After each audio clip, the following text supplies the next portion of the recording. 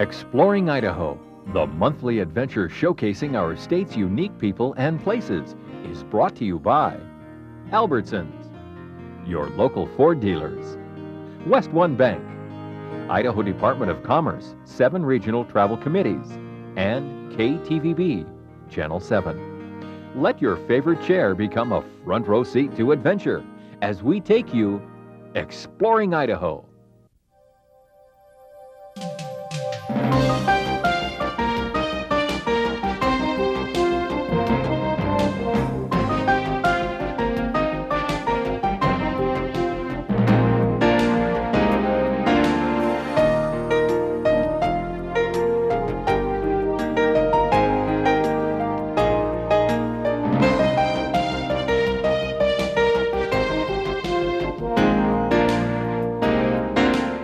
Coming up on this edition of Exploring Idaho, we'll go bird watching in the Kamiah Valley. Here along the Clearwater River, Lewis and Clark camped and documented the many different species of birds.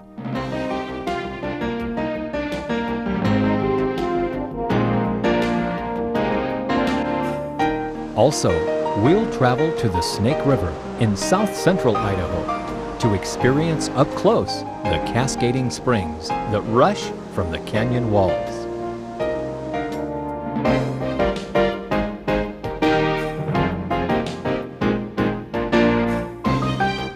Then, learn about the rich history of ice skating in Sun Valley and the star-studded ice shows coming up this summer. All this up next on Exploring Idaho.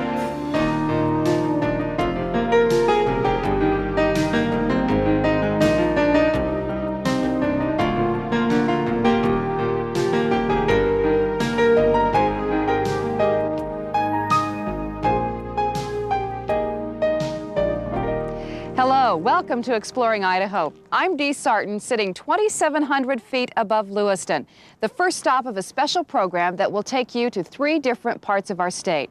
We begin here in north central Idaho, overlooking the confluence of the Snake and Clearwater rivers. The twin towns of this region are called Lewiston and Clarkston, named after the famous explorers Lewis and Clark.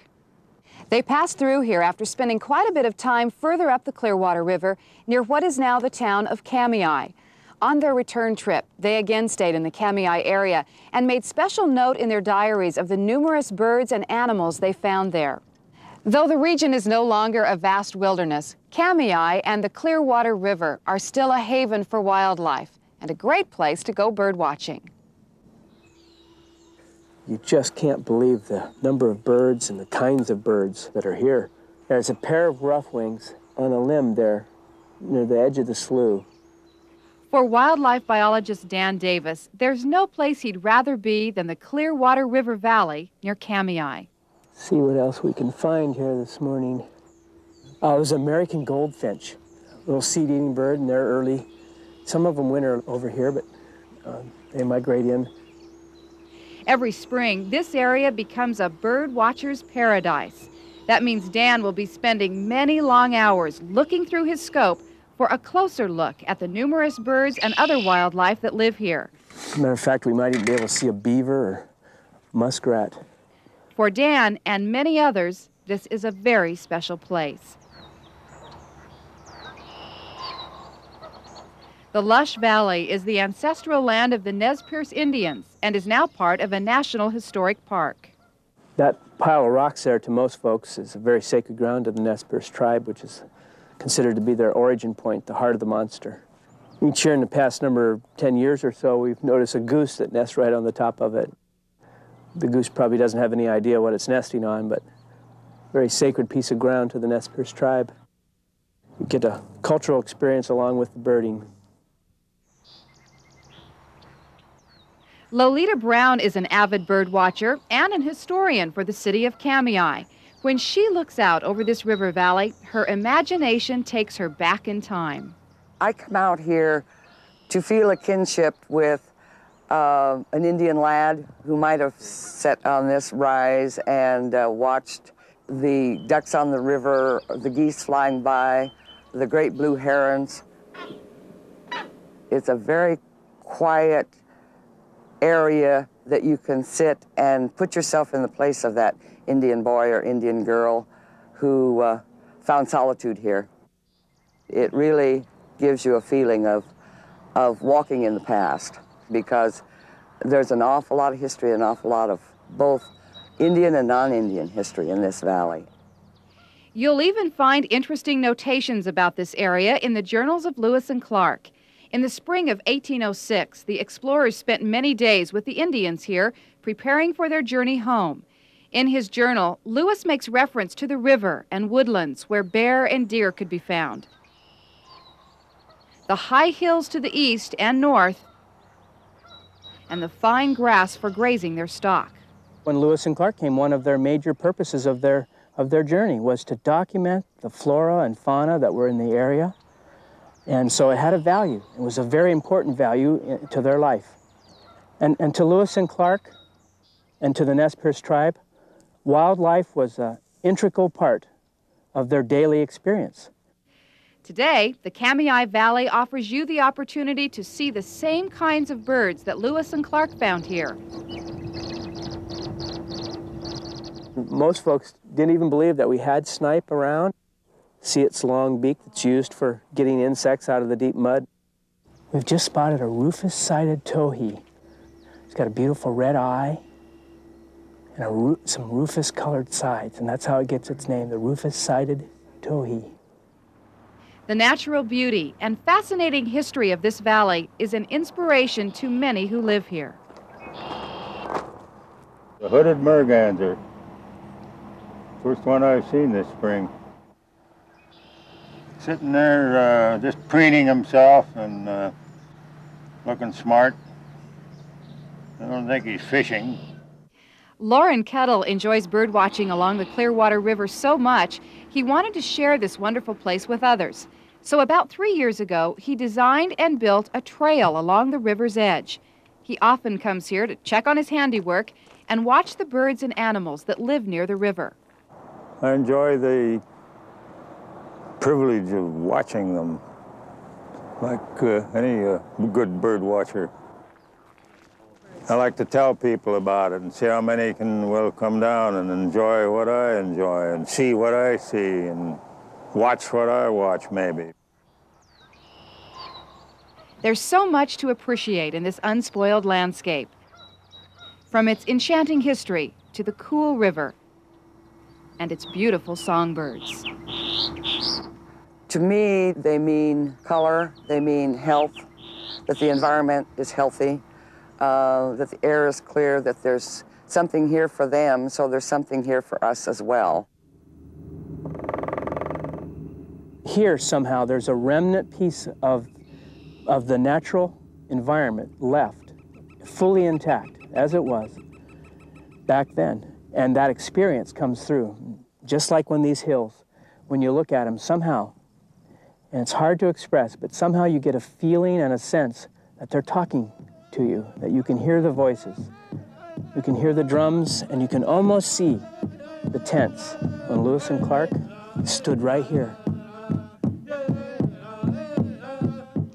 If you like history and natural beauty, you'll want to be sure to visit the Kamiah area.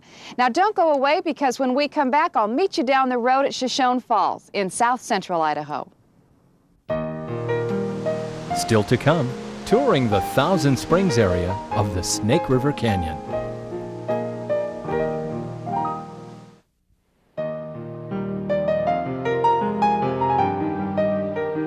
Welcome back to Exploring Idaho. We're at Shoshone Falls, just a few minutes from downtown Twin Falls. This is sometimes called the Niagara of the West, and I think you can see why.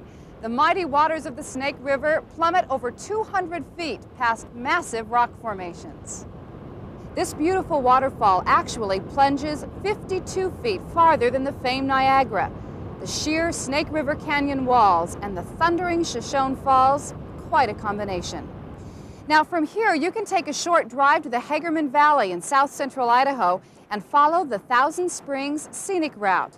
Catch a boat tour and witness up close cascading waterfalls that erupt from the canyon walls.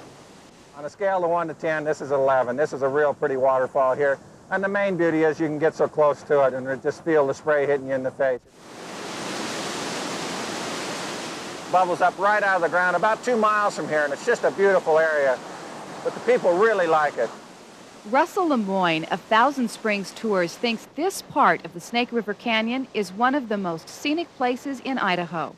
The area is named for the hundreds of beautiful artesian springs that flow from the canyon walls.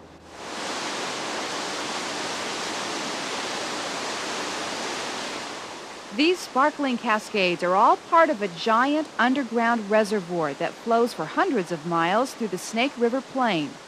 The ancient basaltic lava flows that dominate this landscape are porous and act like a gigantic sponge capturing surface water. The waters pool to form a huge aquifer deep in the lava, emerging again at the sheer walls of the Snake River Canyon as it cuts through the underground river. This giant freshwater aquifer is thought to be one of the largest in the world. This is a very good example of way the springs just bubble directly out from the canyon rim here. And this is one of the few breaks in the canyon here where it can actually be released and comes right out of the canyon wall and flows into the river. This is another part of the Thousand Springs area. This kind of has what I call a New Zealand appearance, where it comes through the trees and the greenery right here. It's very beautiful. In addition to their beauty, these springs are very important to the ecosystem because they recharge the river with clear, purified water.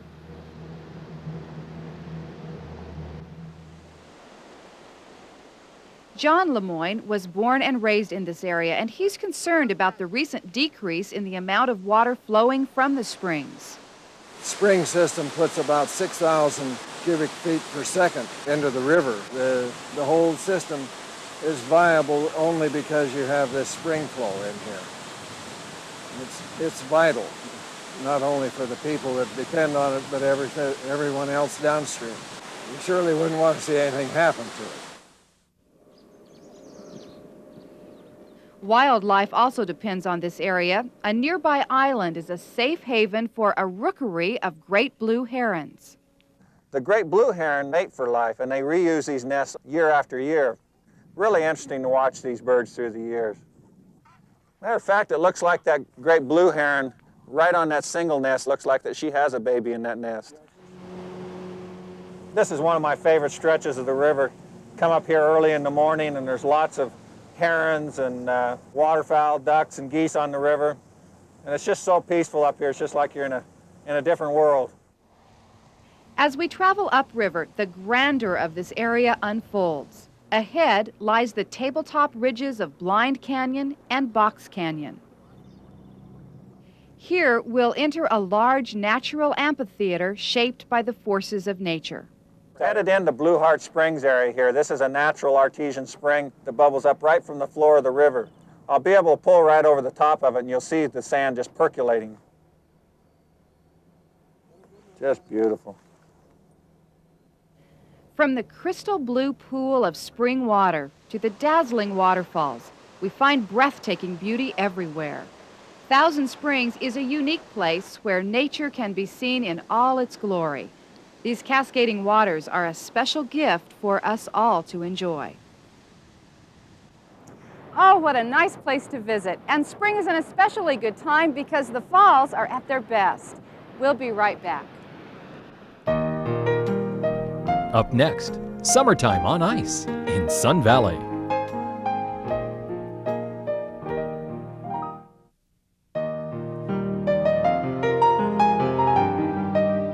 TV is a wonderful thing. In the last 2 minutes, we have traveled from Shoshone Falls north to Ketchum, and we're now overlooking the picturesque ice skating rink at the Sun Valley Resort. Over the past 58 years, a rich tradition has built up around this skating rink. You name a world-famous ice skating champion, and they have most certainly skated in this small central Idaho town of Ketchum.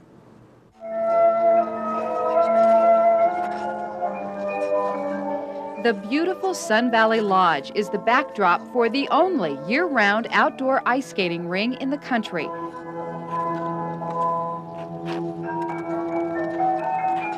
Skaters here are inspired by the spectacular scenery and the fresh mountain air.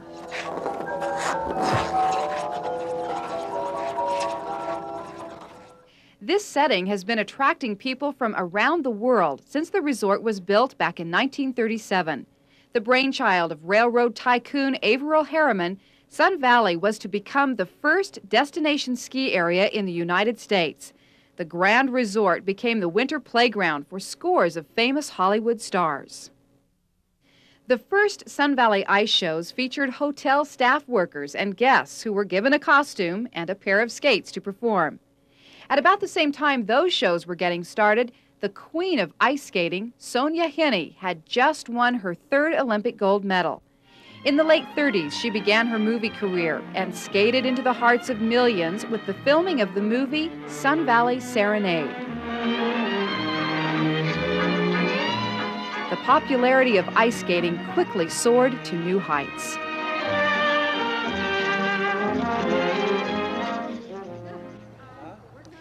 Nick Marisich, the director of today's ice shows, remembers his unique childhood growing up in Sun Valley. My dad was director of skating here for 30 years. You can grow up here as a kid, and really the world comes to see you if you live here. I came into contact with all the world's greatest skaters. It was wonderful, it really was. Nick joined the Walt Disney World of Ice Follies and toured the world for 10 years. That's where he met his wife, Linda Fradiani, an Olympic and world champion skater. After seeing the world, Nick and Linda decided to make Sun Valley their home. I like it here best. This is where I choose to live. That's what brought me back.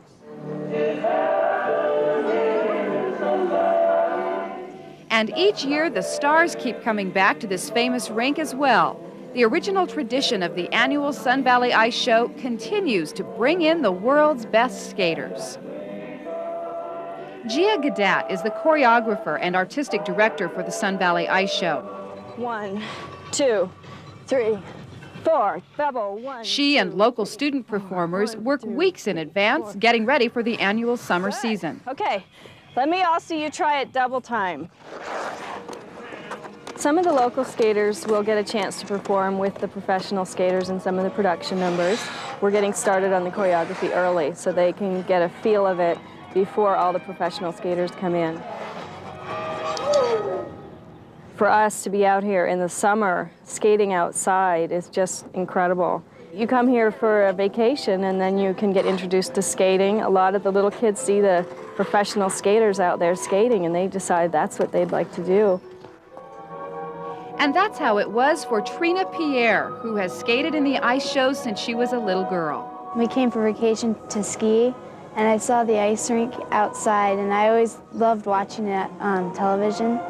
So I told my mom I wanted to come here and ice skate, and so she got me a few lessons, and I just loved it so much. It started from there.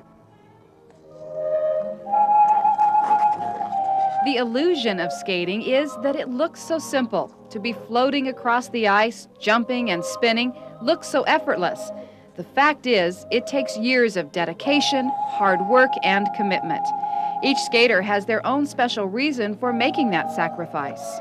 For me, it's skating with the music. It's the flow of the ice. It's the feeling of effortlessness, of just being able to ride an edge, feeling the glide.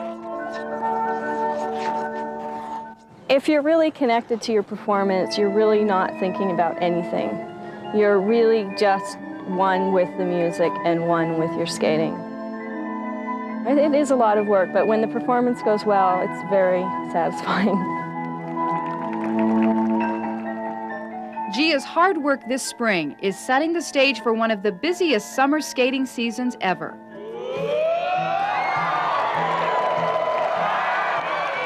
All the history, relaxed atmosphere, and friendly people attract world-class athletes, the likes of 1994 gold medalist Oksana Bayul and silver medalist Nancy Kerrigan.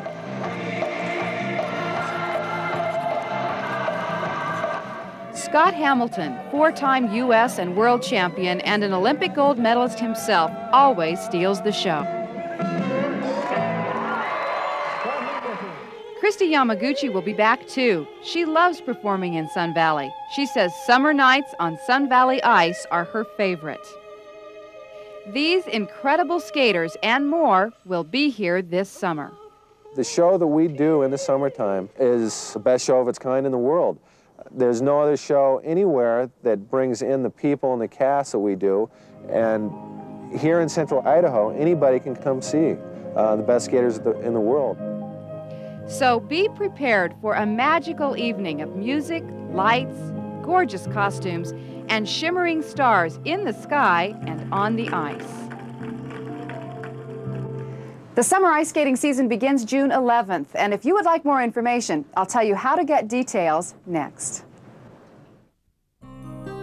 Welcome back to Exploring Idaho. Here's how you can get more information on the stories you've seen on tonight's show. Call 1-800-635-7820 and ask for the field notes on show number 113. We'll also enclose a brochure on bird watching in the Kamiah area.